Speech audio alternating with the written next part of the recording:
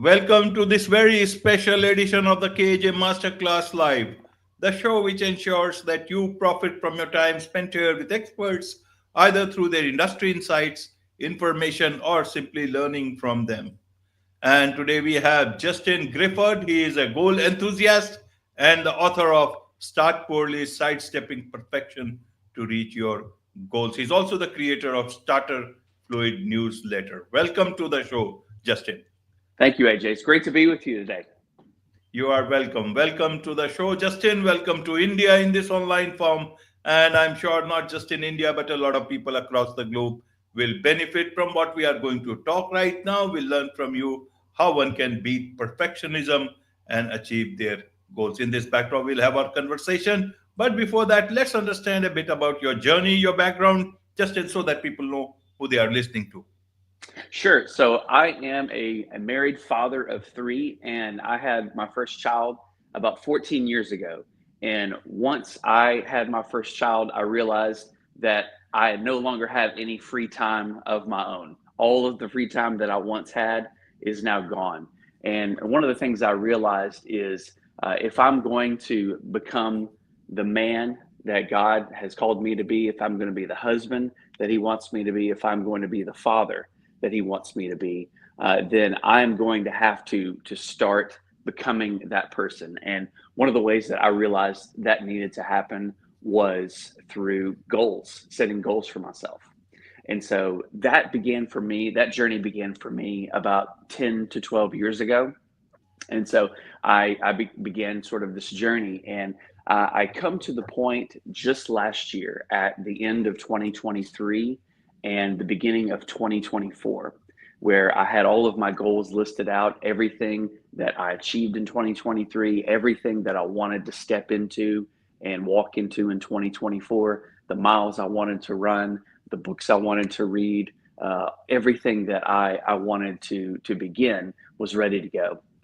And so 2024 started instead for me with getting COVID, getting the flu, pulling my hamstring, getting an infection. And so all the goals that I had lined out totally went kaput. And I found myself sitting on the edge of my bed, watching my children play outside and saying to myself, man, I'm starting this year very poorly. And I began to think about everything that we do in life, everything, AJ, everything that you and I do in life, whether it's potty training, whether it's learning to tie our shoes, whether it's learning algebra, swinging a golf club. We start all of those things very poorly. And over time, we get better. Hopefully, at least with potty training, we get better, right? But when it comes to our personal goals, the things that we've always wanted to achieve, we feel like we have to be perfect at it. We feel like we have to be a natural. We feel like we have to just nail it right out of the gate. And if we can't do that, then we just quit. And it's the craziest thing, because when people want to take a diet, they think, well, I'll diet and I'll lose this weight. And if I miss a day, I'll just throw it all out the window. And in no other area of life do we do that. But for some reason with our goals, there's this fear that comes along with it, that we can't do it right, that we have to do it perfect. And so there's just a barrier there. And I believe that the soundtrack, the theme of starting poorly, can be the antidote to combat that fear and combat that perfection. Absolutely, absolutely. You are absolutely right. People should not look at perfectionism, but rather than looking at that whole journey called goal. And Simon, again, people have said, but sometimes just people forget it. And I'm sure a lot of people through this episode will get reminded of this great wisdom, and also through your book. We'll come to the book in a moment, but first Sure. to understand. But when you say about, starting poorly, start poorly, give yourself the permission to be terrible. What does it actually mean? What is it that you want to say to people? So what I want to say to people is there's so many people out there that have dreams. When you and I were kids, we had different dreams, whether we wanted to be an astronaut, whether we wanted to be some kind of athlete, and those dreams change. But as we get older, we still have different dreams. There are things that we see ourselves doing when we see other people do them. We think to ourselves, I can do that too. well, how different would it look if I did it? I would do it this way. And so there's a dream inside of all of us. And but there's always this barrier. There's this barrier of I'm not sure I could do it as well as they can. I'm not sure if I even know where to start. And so my heart for everyone is that they would listen to that dream, that they would follow that dream, that they would begin to take time to dedicate time. Whether in the book I talk about one of the biggest first roadblocks that you have is just finding a foothold. One of the best things you can do is find a foothold of time. Find about in the next whoever's listening to this, if this is resonating with you, find in the next 24 to 48 hours, find 15 minutes where you can begin writing down everything possible when it comes to if you want to learn how to play the guitar. Write down what kind of guitar you want, what songs you want to learn, what color you want the guitar to be. Will you take lessons? Will it be in person? Will it be through YouTube? And so my goal for everyone listening is if they have that dream, they can take baby steps, they can take small steps and start poorly. Absolutely. Let me understand it this way. You also talk about, that starting poorly is actually God's grace to you. Help us understand this aspect of things. Sure. So as a pastor, whenever someone comes to faith in Jesus Christ, we are called to be transformed to be more like Him, and that is an impossible task without His help along the way. And so there are many people that come to faith in Christ, that become a Christian, that feel like they have to be perfect, and if they fail, then that's it. That they have to kind of throw it all out the window. But there's a great quote by a man named D.A. Carson. He says that no one stumbles into holiness, but it's through grace-driven effort that we begin to walk in the faith. And Second Peter talks about how we have to give every effort to supplement our faith. And so basically, starting poorly is forgiveness to stumble forward. That we're going to head in a certain journey, and for the Christian, it is heading in the journey of who Jesus is. And as we stumble along the way, He can pick us up, and we can be encouraged that grace is going to help us continue to move forward. Absolutely, absolutely. So let's talk about the book. Do you have a copy of the book in hand? If I do. yes, I've got one right yes. here. This is what it looks like. Okay, let me just show it better. Yes. No, it should not hide your face. You should also be seen. Yes. Yes, this is good. This is good. Great, Justin. Great. So the world now has seen this book, at least online on this particular show. Let's understand this book. How did you, when did it come to you to write a book on this? Basically, your inspiration for the book. So the inspiration I talked a little bit about earlier is I had all these goals set for 2024, and as I wanted to start strong in 2024, me getting COVID, me getting the flu, getting the infection, all of those things just went by the wayside, and I was probably into February when I actually got started on some of these different things. There was just this theme that kept returning. This theme that kept returning is I'm starting the year very poorly, and what drove the concept home for me was there's a chapter dedicated to this. I have a friend named Jimmy who runs an organization called Disciple Track, and he started basically wanted to climb Mount Kilimanjaro, and he was basically a couch potato, couldn't even run a 5K, and so finally dedicated himself to going from couch to Keeley. That he developed this plan for himself where he would run a 5K, run a half marathon, run a full marathon, and eventually make it to Mount Kilimanjaro. And so his theme, the soundtrack for him of Start Poorly, became a very evident one as well. And so as I began to just see this in all areas of life come together, that's when I knew that this was something that I was supposed to talk about. Absolutely, absolutely. So, in your book, you also talk about the 5 phases of every goal. If you can tell us a bit about how you have dealt it in your book.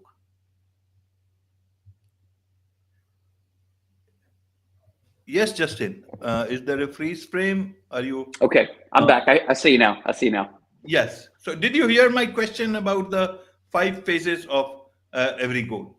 Okay, I can answer that. So yeah, I talked about the dream phase earlier. I think with every dream, with every habit, with every goal that we want to develop, there are five phases, and we've already talked about the first one. The first one is the dream phase, and we all live in the dream phase. There are things that we've always wanted to do, and one of the things that's helpful in the book is there's pros and there's cons to every phase.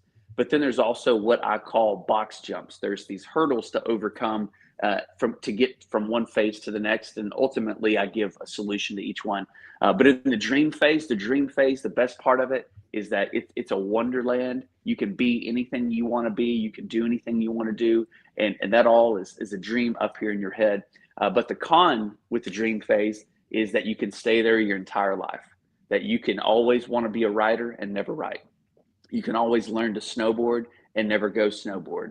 And so the next phase that you're trying to get to from the dream phase is to the plan phase. Okay, I want to do this. How do I plan this out? What plan can I implement? How do I put this to work? After the plan phase is the start phase, which is really exciting because you actually begin to walk in and step in this dream that you've always had, this goal that you've always wanted to set. And so from the start phase, you go to the grind phase, which the grind phase is the most difficult. The grind phase will find you because that's when it's difficult. This is when it's hard. This is when you are really tested to see if you have what it takes. And the final phase is the finish phase. And the finish phase sounds like it would be rewarding and fun, but the finish can be one of the most terrifying phases because you begin to second guess yourself. You begin to get fearful of, okay, am I finishing this? Is this good enough for people? What will people think of what I'm working on? Has this become a habit for me? So those are the distinct phases that I identify in the book and ways to overcome each one. Absolutely, absolutely. So, how does one get started with this goal setting? And see, everyone is made differently. Many people, look at perfectionism because it's their trait. Many people look at it because their job demands it. The type of work a surgeon has to be perfect. An engineer has to be perfect in building a bridge. There, they cannot start imperfectly. Right. So, but for common people, how do they get started with this whole thing about starting poorly, starting with a bit of imperfectionism, and then getting to wherever they want to? How does it all work out on the ground, Justin? Yeah, I agree with you. I do not want my surgeon to start poorly. I do not want my bridge builders to start poorly. I'm 100% with you on that. I would say that when it comes to taking that first step, identifying what it is that they want to do, what is that thing? What's that thing that you think about? What's that thing that's in the back of your mind that you spend a little bit of time on each day, and begin to write down some kind of plan. Okay, when will I work on this? How long will I work on this? Will I work on it 15 minutes a day? Will I work on it 5 days a week? Whatever is better. There's a theme that kind of I talk about a lot is better than zero. What is better than zero? Because right now you're at zero. You're not doing anything to work on it. But what is better than zero? Can you spend 5 minutes working on it? Can you dedicate yourself to 10 minutes? And so that's why finding that foothold that we talked about is so important. Where if you can just begin to brainstorm, writing everything down on paper, even if it's just for 15, 20 minutes, that you can begin to put your dreams on paper and look at that. And then the next time you sit down with it, you can actually begin to develop a plan and answer some of those questions. What do I need? How long will I work on it? When will I work on it? Absolutely. Now let's look at the uncertainties of life and goals. Sometimes life can be tough, very difficult, and your goals may just forget about the last part of your goal. The whole goal itself can get smashed. Right. Should one leave it at that? How do they get started again? you know should they look at it in a much more different? How do your goals, you calibrate your goals with the uncertainties of life, Justin?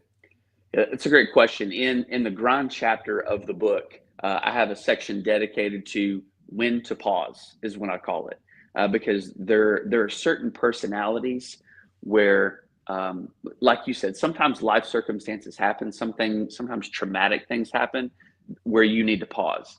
But there are some personalities, very addictive personalities, where they become obsessed about their goal.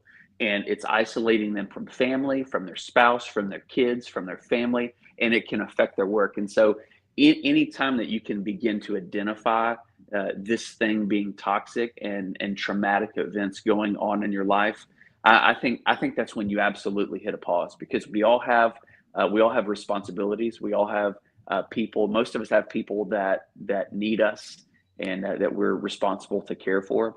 And so, hitting the pause button is okay. Hitting the pause button is not a response to fear. Hitting the pause button is not a response to perfectionism.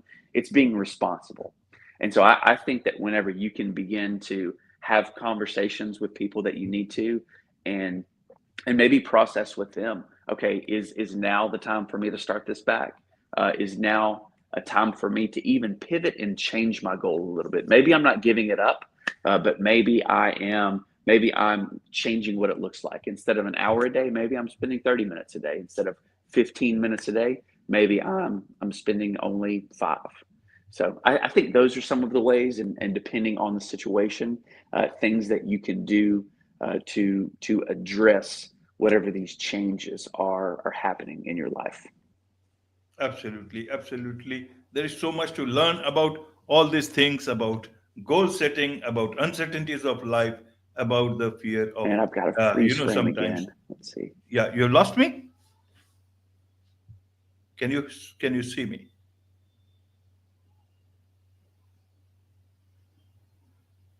Yes, Justin. Can you hear me now? Okay, okay. But we are almost done. Uh, can you hear me, Justin?